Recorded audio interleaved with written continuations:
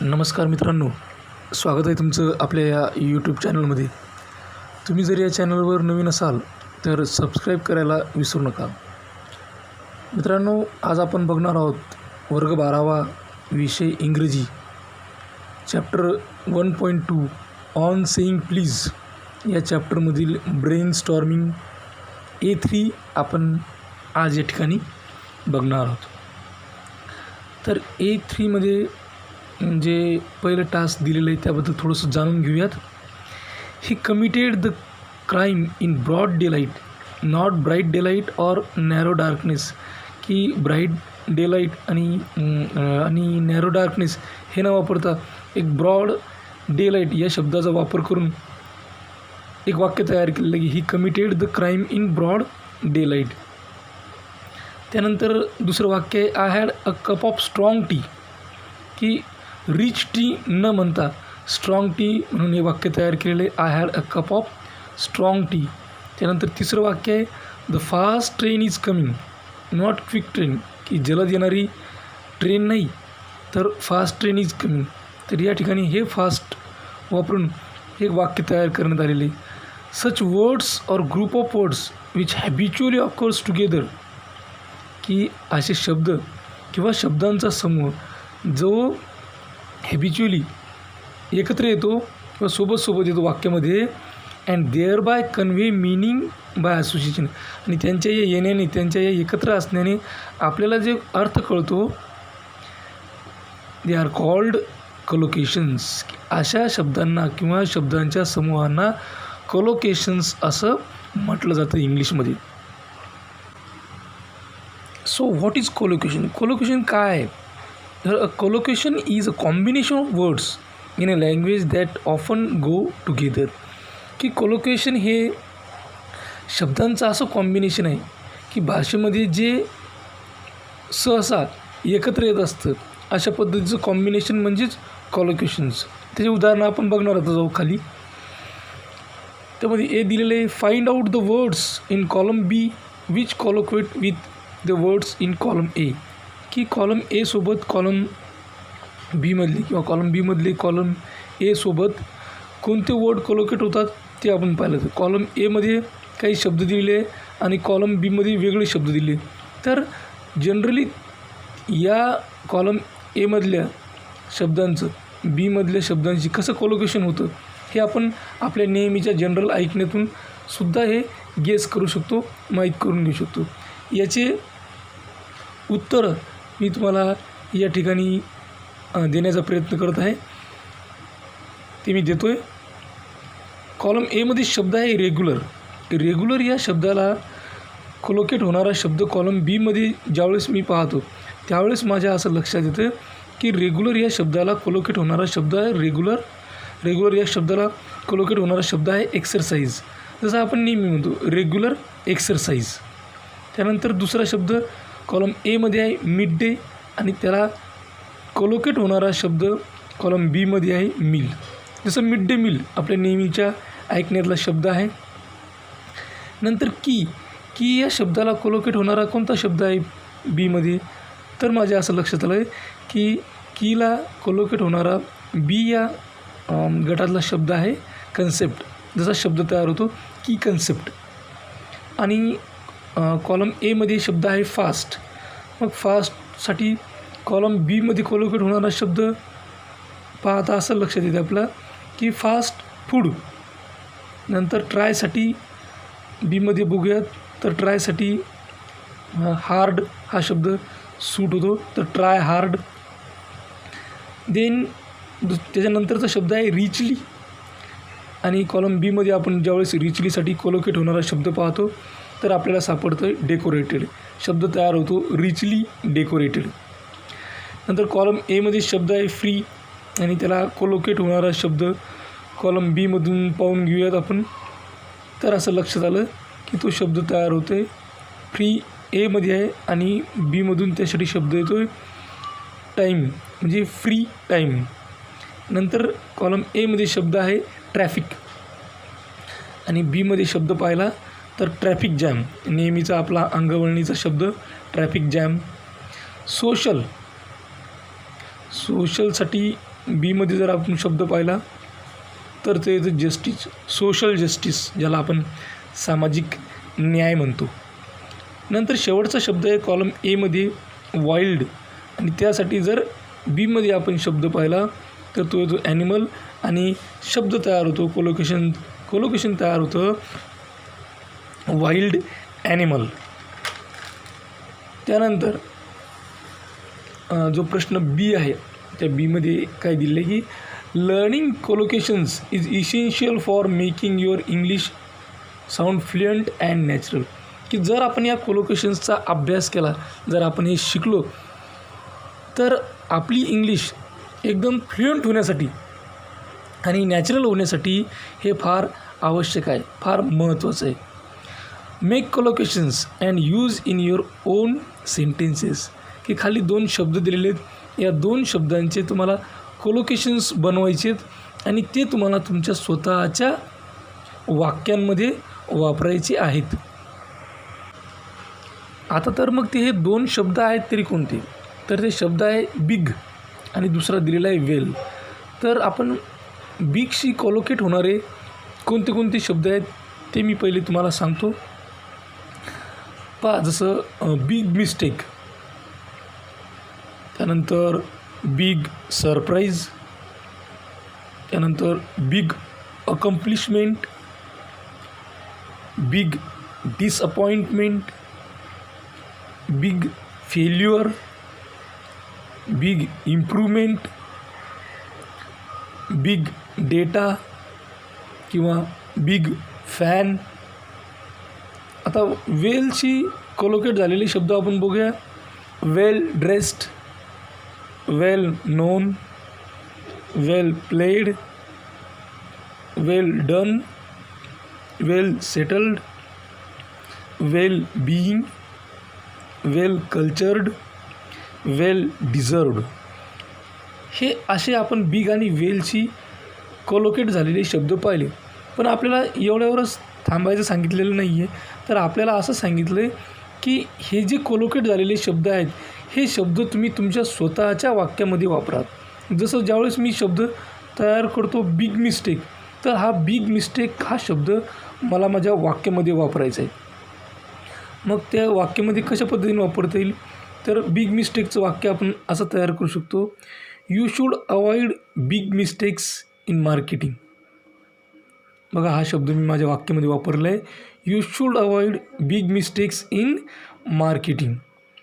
नंतर big surprise शब्द तयार झाला, तो वाक्यात वापरूया. तर वाक्य असं तयार होईल. My third big surprise was often low level of trust between scientists and fishermen. तिसरा शब्द तयार झाला होता बिग अकम्प्लिशमेंट. तर तो मी वाक्यात वापरला, तर माझं वाक्य तयार झालं.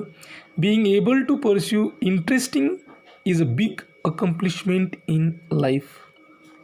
माझा चौथा शब्द तयार झाला होता बिग डिसअपॉइंटमेंट, आणि तो मी वाक्यात वापरला, तर वाक्य असं तयार झालं.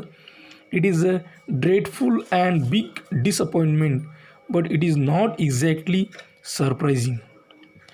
पाचवा शब्द बिग सोबत कोलोकेट झालेला होता, तो माझा शब्द तयार झाला होता बिग फेल्युअर, आणि तो मी वाक्यात वापरल्यानंतर माझं वाक्य तयार झालं big success is often built on big failure. सहावं जे कोलोकेशन माझं तयार झालं होतं ते होतं बिग इम्प्रूव्हमेंट, आणि त्याला मी वाक्यात वापरलं, तर माझं वाक्य तयार झालं. The figures are still quite low but nonetheless a big improvement on decade ago. त्यानंतर सातवा शब्द माझा बिगने तयार झाला की तो होता बिग इम्प्रूव्हमेंट, आणि तो वाक्यात वापरल्यानंतर वाक्य तयार झालं. Its products deal with problems sometimes called नाही, वाक्य बिग इम्प्रूव्हमेंटसाठी वाक्य तयार झालं की the figures are still quite low but nonetheless a big improvement on decade ago. त्यानंतर सातवा शब्द बिग डेटा तयार झाला होता, तर वाक्य असं तयार झालं त्याचं. It's products deal with problems sometimes called big data. आणि 8वा प्रश्न म्हणजे 8वा जे कोलोकेशन आहे ते कोलोकेशन तयार झालं होतं बिग फॅन. तर बिग फॅनला आपण वाक्यात वापरल्यानंतर जनरल आपण वाक्य बोलत असतो की I am your big fan. एखाद्या सेलिब्रिटीला किंवा एखाद्या ॲक्टरला किंवा हिरोईनला आपण बोलत असतो की मी तुमचा फार मोठा फॅन आहे, जसं I am your big fan. हे असे कोलोकेशन्स बिगनं सुरू होणारे आपण या ठिकाणी वापरले. आता वेलने जे सुरू झालेले किंवा वेलने आपण फॉर्म केलेले जे काही कोलोकेशन्स आहेत ते सुद्धा आपण वाक्यामध्ये वापरून बघूयात. तर वेलनं तयार झाला होता वेल ड्रेस्ड. तर त्याचा वाक्यात उपयोग he was tall comma well dressed African. नंतर होता वेल नोन. त्याचं वाक्य होईल he is well known in the local community. Third होता वेल प्लेड. नंतर सांगितलं की nothing upsets the winter blues so much as a well played trumpet. नंतर होता well done. And its example किंवा use in sentence is the drama is well done with good naturalistic acting. नंतर होतो settled. Well settled. He is well settled in his life. Well being. It is good for our sense of well being to be side by side with nature. नंतर well cultured. His behaviour shows that he is a well cultured person. नंतर well deserved. तर well डिझर्वडचं वाक्यात उपयोग होईल it had a great and well deserved success. तर अशा पद्धतीनं आपण पाहिलं की बिग आणि वेलपासून जे कोलोकेशन चालू झाले होते ते कोलोकेशन्स आपण आपल्या वाक्यामध्ये वापरलं. तर वाक्यात वापरल्यानंतर असं आपल्या लक्षात आलं की आपण जे वाक्यात हे कोलोकेशन्स वापरले त्यानंतर जे वाक्य तयार झाले ते खरंच खूप छान पद्धतीने तयार झाले. त्यामुळंच आपली जी इंग्लिश आहे ती फ्लुएंट आणि नॅचरल होऊ शकते या माध्यमातून. आता या प्रश्नाचा जो सेकंड पार्ट आहे त्या सेकंड पार्टमध्ये काय दिलं आहे बघा. Sometimes while using a word in sentence we have to change its word class. की कधीकधी आपण काय करतो, कधीकधी एखादा शब्द एखाद्या वाक्यामध्ये वापरत असताना आपण त्याचा जो वर्ड क्लास आहे तो वर्ड क्लास चेंज करत असतो, बदलत असतो. हा वर्ड क्लास काय तो आपण बघणार आहे. We can make several more words from the root word. की आपण एका मूळ शब्दापासून वेगवेगळे जे शब्द तयार करतो ते वर्ड क्लासमध्ये येतात. We can make several new words from the root word. की आपण एका मूळ शब्दापासून वेगवेगळे खूप शब्द तयार करतो. एक वाक्य या ठिकाणी दिलं की आय आस्क्ड सुमित टू आणि एक बॉक्स दिलेला आहे आणि समोर दिलेलं आहे माय पेन्सिल फॉर मी, कंसात दिलेलं आहे शार्प. आता हा शार्प हा मूळ शब्द आहे. मग या शार्पपासून नवीन शब्द किंवा या रूट शब्दापासून वेगवेगळे शब्द तयार होतील. तर वेगवेगळे शब्द तयार झालेल्यापैकी कोणता शब्द या वाक्याशी मिळता जुळता आहे किंवा या वाक्यामध्ये फिट बसतो तोही आपण या ठिकाणी बघूयात. तर उत्तरामध्ये असं दिलेलं आहे की I asked Sumit to sharpen my pencil for me. बघा आता शार्प हा एक मूळ शब्द होता पण या मूळ शब्द शार्पपासून शार्पन असा एक नवीन शब्द तयार केलेला आहे जो या वर्ड क्लासमध्ये येतो. समोर काय दिलेलं आहे बघा. Now read the following sentences and use the words given in the brackets. की खालील वाक्य वाचा आणि जे कंसात जे काही शब्द दिलेले आहेत change the word class and rewrite the sentence.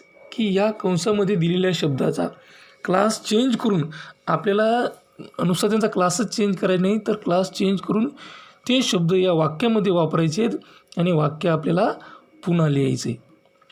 आता मी एक एक वाक्य वाचतो त्यातील रूट वर्ड वाचतो आणि त्याच्यानंतर त्या रूट वर्ड तो चेंज केल्यानंतर त्या वाक्यामध्ये तो फिट बसल्यानंतर ते वाक्य कसं तयार होतं तेही मी तुम्हाला या ठिकाणी आता सांगणार आहे. पहिलं वाक्य आहे A. Leena was eating a very, समोर बॉक्स दिलेलं आहे. Leena was eating a very नंतर box apple and obviously enjoying it आणि कंसात क्रंच हा रूट वर्ड दिलेला आहे.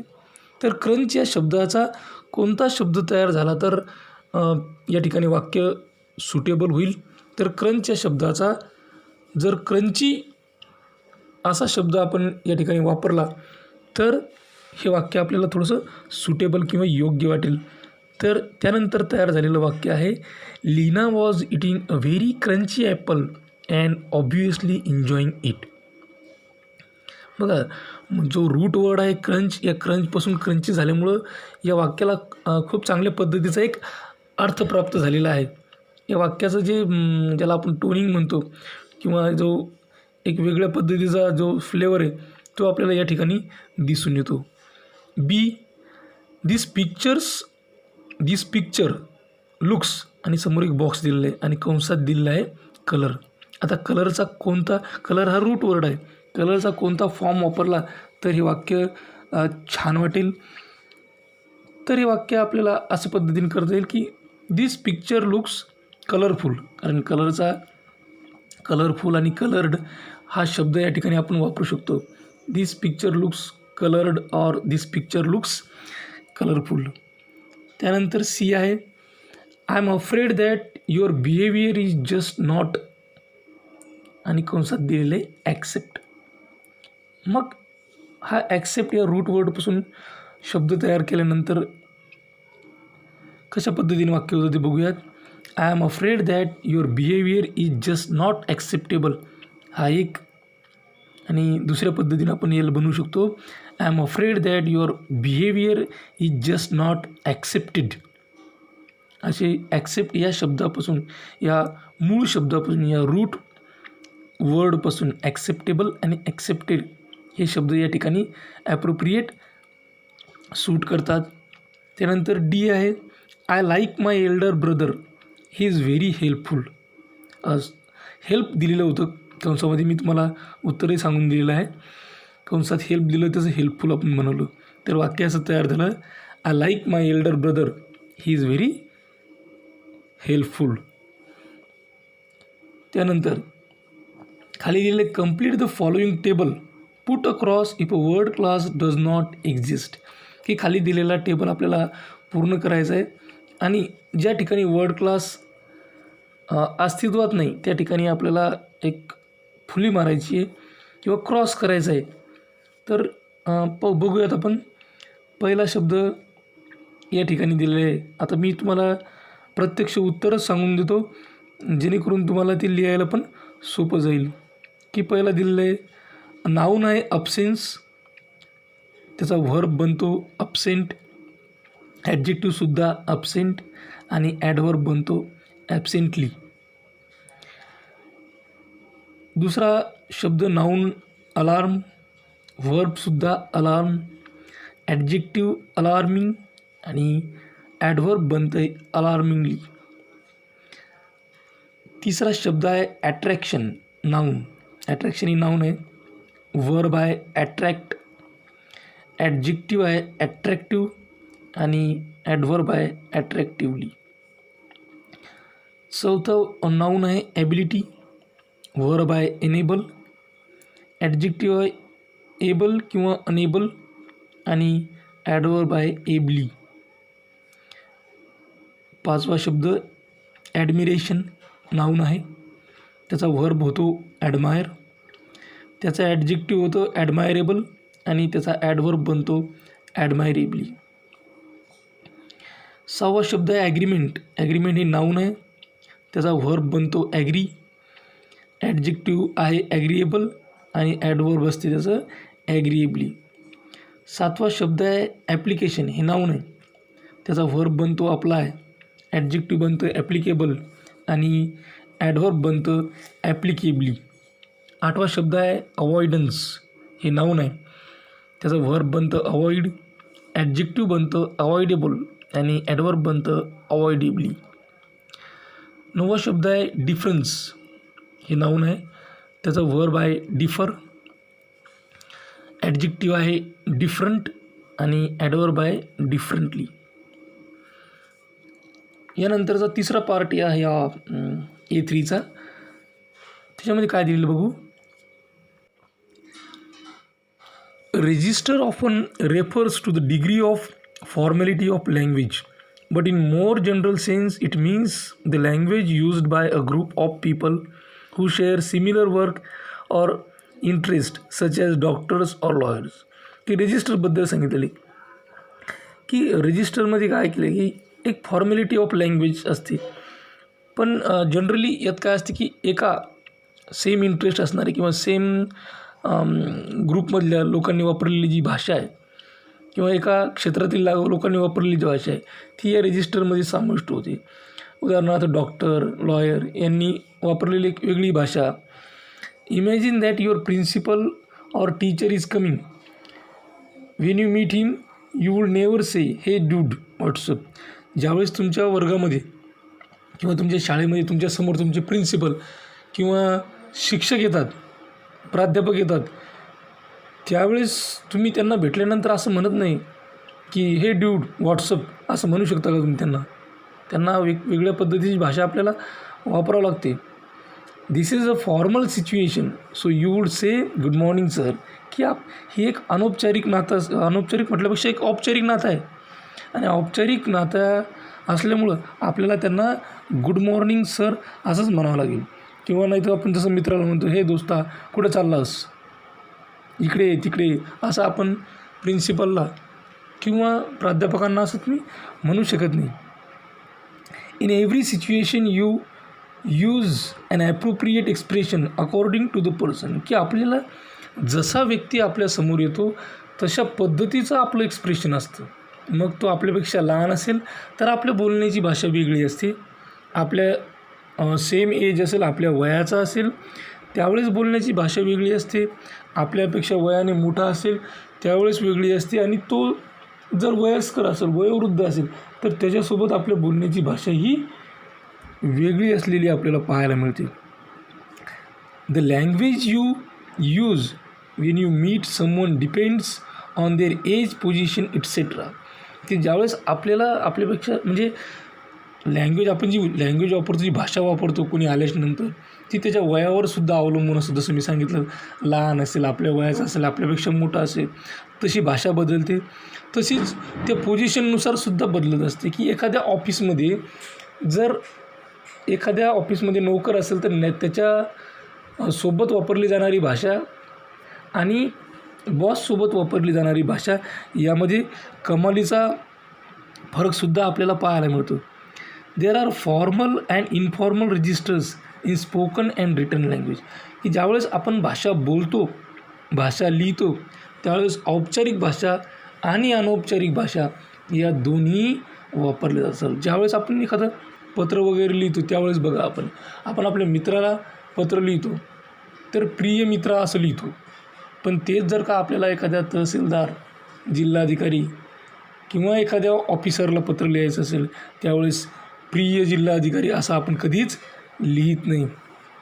हा एक फरक फॉर्मल आणि इनफॉर्मल रजिस्टरमधला, लँग्वेजमधला आपल्याला पाहायला मिळतो.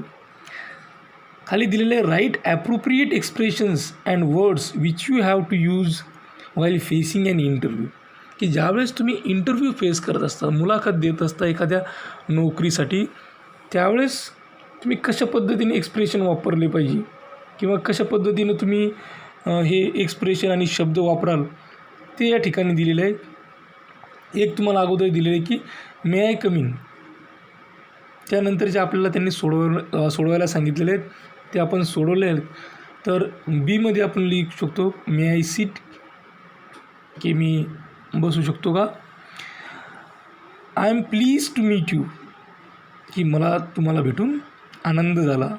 त्यानंतर लिहू शकतो आपण D, I would love to work here, मला या ठिकाणी काम करायला आवडेल. E, working together is one of my strengths, की सोबत काम करणं हा माझा प्लस पॉईंट आहे, हे तुम्ही म्हणू शकता. असं म्हणण्यासारख्या बऱ्याचशा फॉर्मल किंवा पोलाईट सेंटेन्सेस आहेत, पण आपल्याला फक्त 4च त्यांनी लिहायचे सांगितलेले, त्याच्यामुळं आपण 4 आणि 1 त्यांनी करून दिलेले असे 5 सेंटेन्सेस या ठिकाणी लिहिलेले आहेत. त्यानंतर दिलेलं आहे की you are writing a letter of complaints, की तुम्ही कंप्लेंट लेटर लिहित आहात. List the proper expression that you would like to write, की तुम्ही असं करत असताना योग्य एक्सप्रेशन्स लिहा, की जे एक्सप्रेशन्स कंप्लेंट लेटरमध्ये तुम्ही लिहायला पाहिजे. एक त्यांनी करून दिलेलं की आय डिसॲग्री, की मी या गोष्टीशी असहमत आहे. त्यानंतर आपण लिहू शकतो आय एम क्वाईट डिसअपॉइंटेड, मी या गोष्टीने थोडा निराश झालेलो आहे. आय एम एक्स्ट्रीमली अपसेट, मी या गोष्टीमुळे कंप्लेंट लेटरमध्ये लिहिताना मी या गोष्टीमुळे दुःखी झालेलो आहे. आय इन्सिस्ट यू, त्यानंतर डीमध्ये लिहू शकतो I insist you resolve the matter immediately, की हे मॅटर किंवा ही घटना किंवा ही गोष्ट लवकरात लवकर सोडवली जावी याविषयी मी आग्रह धरेन. नंतर लिहू शकतो आपण I look forward to hearing from you, की मला असं वाटतं की तुम्ही ताबडतोब या गोष्टीला क्लिअर करा किंवा काहीतरी या गोष्टी संदर्भात ॲक्शन घ्याल अशी मी आशा बाळगतो. याच ॲक्टिव्हिटीचा चौथा पार्ट आहे distinguish between a legal offence and moral offence on the basis of the given text, की दिलेल्या टेक्स्टच्या आधारावर लिगल ऑफेन्स आणि मॉरल ऑफेन्समध्ये तुम्ही त्याचा म्हणजे डिस्टिंग्विश करा, त्यांना विभागा त्यांना. तर लिगल ऑफेन्सेस कोणते आहेत, तर लिगल ऑफेन्सेस आहे बर्गलरी, घरफोडी आहे, किडनॅपिंग आहे, रेप असेल, असॉल्ट असेल, हे लिगल ऑफेन्सेस आहे.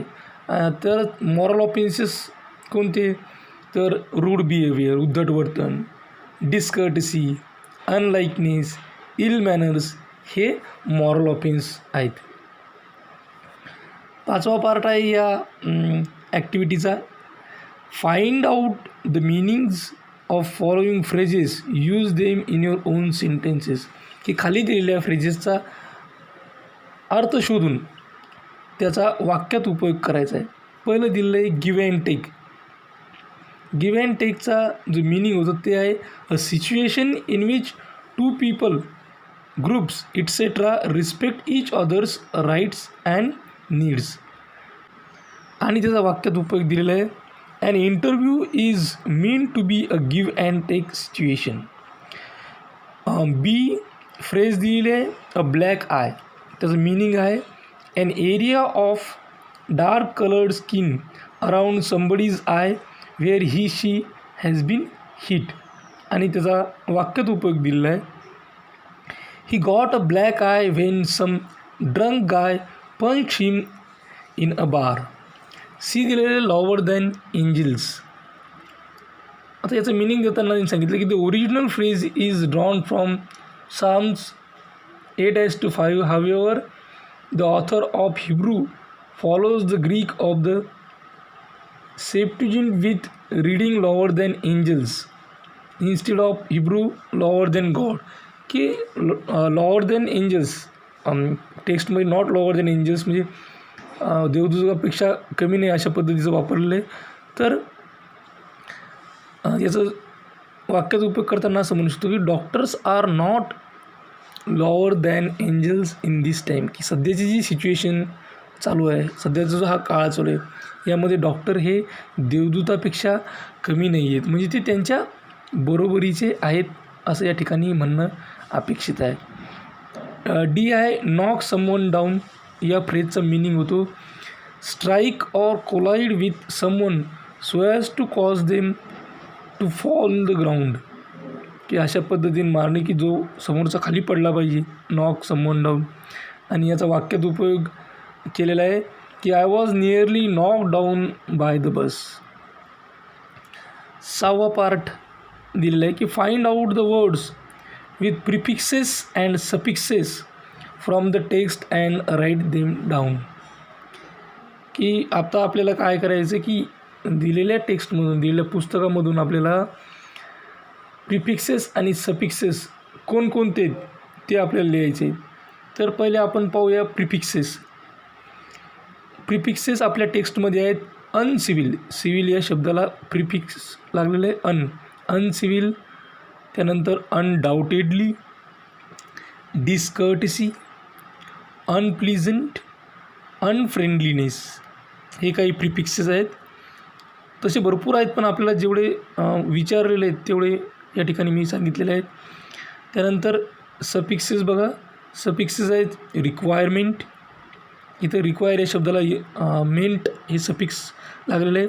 नंतर पनिशेबल, रिझनेबल, अक्यूटली, एम्प्लॉयर हे काही प्रिफिक्सेस आणि सफिक्सेस आहेत. 7वा पार्ट बघूया. Complete the table with polite expressions that we must use in our day to day life. की कोणते आपण वापरायला नाही पाहिजे आणि कोणते आपण वापरायला पाहिजे किंवा त्यांच्या जागेवर कोणते वापरले पाहिजे हे आपण बघूयात.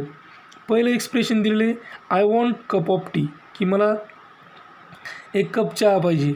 असं म्हणण्यापेक्षा तुम्ही काय म्हणू शकता, तर आपण असं म्हणू शकतो I would like to have a cup of tea. हे खूप चांगल्या पद्धतीने पोलाइटली बोललेलं आहे. नंतर सेंड मी द मेल, की मला मेल पाठव असं म्हणण्याऐवजी तुम्ही म्हणू शकता I would be grateful if you कुड सेंड मी द मेल. जर तुम्हाला मेल पाठवू शकला तर मला खूप आनंद होईल. त्यानंतर दिलेलं आहे go away or leave me alone. असं न म्हणता आपण असं म्हणू शकतो could you give me a minute, or किंवा असं म्हणू शकतो sorry I am bit busy. नंतरचं वाक्य आहे you are wrong. You are wrong म्हटल्यापेक्षा तुम्ही असं म्हणू शकता I think you might be mistaken, और असं म्हणू शकतो की there has been a little confusion about your sentence. नंतर एक वाक्य आहे that's bad idea. That's bad idea म्हटल्यापेक्षा आपण म्हणू शकतो I am not sure that's good idea, किंवा असं म्हणू शकतो I have a few concerns. नंतरचं वाक्य आहे युअर वर्क इजंट गुड. असं म्हटल्यास आपण समोरच्याला राग येऊ शकतो किंवा तो नाराज होऊ शकतो. तर अशा या जागेवर आपण असं म्हणू शकतो I am not quite satisfied with this work, किंवा असं म्हणू शकतो to be honest this needs some improvement. तर अशा पद्धतीनं आपण जे काही वाक्य आहेत ते वाक्य, कारण वाक्य बोलण्याची जी पद्धत असते की एक वाक्य आपण चांगलंही बोलू शकतो आणि तेच वाक्य खराबही बोलू शकतो. मग आपण जर एखादं वाक्य चांगलं बोलू शकत असेल तर तेच वाक्य चांगलं बोलायला आपल्याला काही हरकत नाही. तर अशा पद्धतीनं आपण जे ॲक्टिव्हिटी A3 आहे ती या ठिकाणी बघितली. मित्रांनो, तुम्हाला जर अशाच प्रकारचे नवनवीन व्हिडिओ पाहायचे असतील, प्रश्नांची उत्तरं जाणून घ्यायची असतील तर या चॅनलला सबस्क्राईब करा. तुम्हाला जर हा व्हिडिओ आवडला असेल तर लाईक करा, कारण लाईक केल्यामुळं माझा व्हिडिओ बनवण्याचा उत्साह वाढतो. तुमच्या मित्रांमध्ये हा व्हिडिओ जास्तीत जास्त शेअर करा. तुम्हाला काहीही अडचण असेल अभ्यासाविषयी म्हणतो मी, तर ती आपल्या कोणत्याही व्हिडिओच्या कमेंट बॉक्समध्ये कमेंट करून तुम्ही ती अडचण सांगू शकता. त्यानंतर हा व्हिडिओ अत्यंत काळजीपूर्वक पाहिल्याबद्दल तुम्हा सर्वांचे मनापासून आभार. थँक्यू. Thanks a lot.